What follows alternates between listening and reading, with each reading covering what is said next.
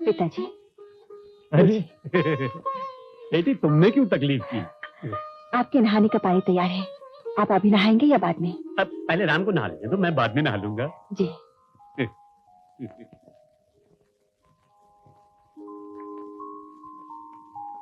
क्यों, क्या ख्याल है? किस बारे में? मेरी बहू के बारे में? उस दिन तो बड़ा लंबा चौड़ा भाषण झाड़ रहे थे कि जमाना बदल गया है, अमीर घराने की लड़की है, हमारे यहाँ कैसे रह सकती है, और पता नहीं कहाँ कीट कहाँ लग गई तो दीवार गिर जाएगी, वगैरह वगैरह वगैरह। अब क्या जवाब है तुम्हारे पास? अरे तू तो बेवकूफ है, बेवकूफ। तूने वो रेडियो देखा है? रेडियो हाँ। जब नया नया होता है तो कितनी अच्छी तरह बजता है।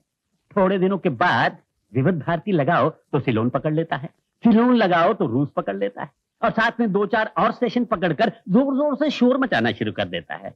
ये रेडियो भी अभी अभी नया है, इसलिए शराफत का स्टेशन पकड़ा हुआ है। थोड़े दिनों के बाद देखना तेरा चुंडा पकड़ेगी। तुम पुलिस वाले कभी किसी पे विश्वास नहीं करोगे। क्यों? तुम अभी का वाक्य लो। वो मेरे लिए कॉफी बनाकर लाई, बोलो हाँ। हाँ। तुम्हारे लिए नहीं लाई, बोलो ना। नहीं। बस यही गड़बड़ हो गई। कम इन।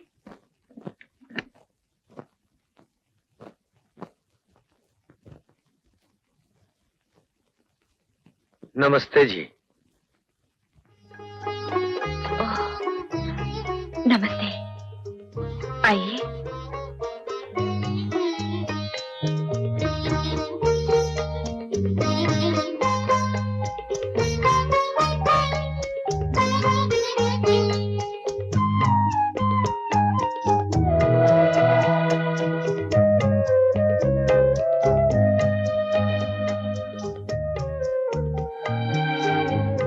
आप मेरे लिए एप्पल लेकर आए हैं, तो इसका मतलब है कोई एप्लीकेशन लेकर आए हैं, और ये हार भी मेरे लिए लाए हैं, तो साफ जाहिर है किसी घर से आए हैं। आप गलत सोच रही हैं मैडम। दुनिया का उसूल है कि बच्चों से या बड़े लोगों से मिलने जाओ तो फल या मिठाई साथ लेकर जाना चाहिए, ताकि बातों की शुरुआत मिठास से हो। खैर, क्या सेवा कर सकती हूँ मैं आप लोगों की? बात यह है कि आपको अमेरिका से एक मुद्दत हो गई, लेकिन इस तरह आपके दर्शन करने का हमें मौका नहीं मिला। बड़ी खुशी की बात है कि आज आपसे मुलाकात करने का मौका नसीब हुआ, लेकिन दुख सिर्फ एक ही बात का है कि इस पहली मुलाकात के मौके पर ही हमें तकलीफों और दुखों के राग अलाप में पड़ रहे हैं। कहिए, क्या बात है? जी, हम कई बार आपके मैनेजर साहब के पास गए हमारे पुराने बोनस की मांग करने, जो अब तक बाकी है, लेकिन उन्होंने इस सिलसिले में न कोई कदम उठाया, न कोई तसल्ली बख्श जवाब दिया। अब हम आपके पास ये निवेदन लेकर आए हैं कि आप हमारा बोनस दिलवा दीजिए।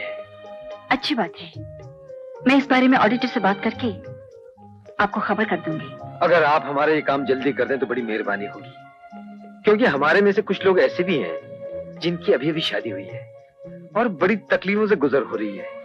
सुबह से शाम तक खून पसीना एक करके मेहनत करने का क्या फायदा हुआ, अगर हम अपनी पत्नी के लिए नई साड़ी न खरीद सके, सोने के लिए नया पलंग न खरीद सके। अगर मेरी पत्नी यही सवाल मुझसे करे तो मैं क्या जवाब दूंगा? इससे पहले कि वो मुझसे नाराज हो, मेरी बखियां उधेड़ दे, मेरी आपसे विनती है कि आप ये काम जरा जल्दी कर दीजिए, प्लीज।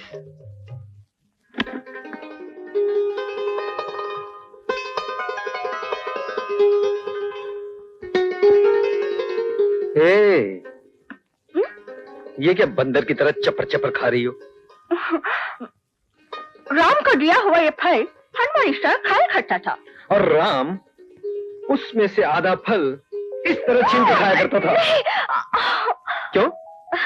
ये भगवान का प्रसाद है, जो इसे पूरा खाएगा उसके यहाँ इसी फल की तरह सुंदर बच्चा जन्म लेगा। तुम्हारा मतलब है कि गोल मटोल चेंडू जैसा बगैर हाथ पांव सरके? नहीं नहीं, मेरा मतलब है इसे सेब की तरह गुलाबी गुलाबी राजकुमारी जन्म लेगी।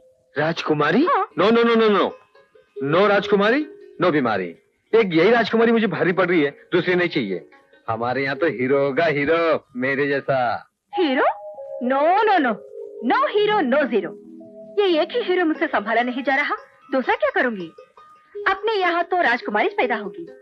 मैं तो उसे पढ़ने के लिए अमेरिका भेजूंगी, बिजनेस एडमिनिस्ट्रेशन कोर्स करने के लिए। जी नहीं, माफ कीजिएगा, नो अमेरिका वेमेरिका, India India and only India. वो भी इसी शहर में पटवर्धन दास गोकुलदास हाई स्कूल में पढ़ेगा।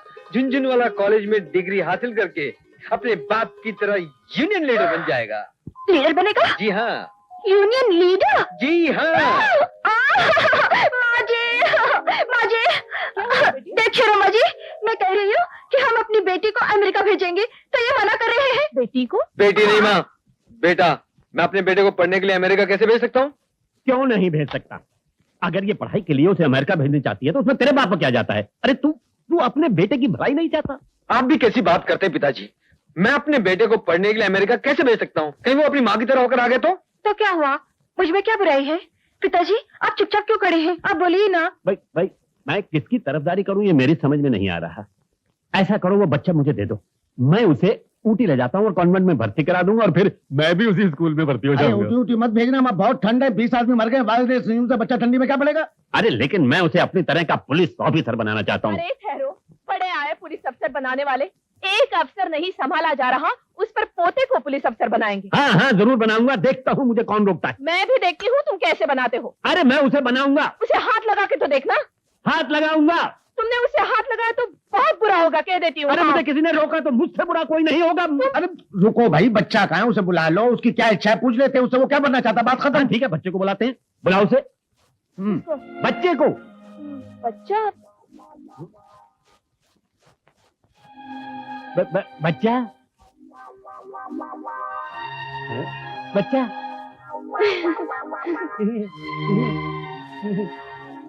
बच्चा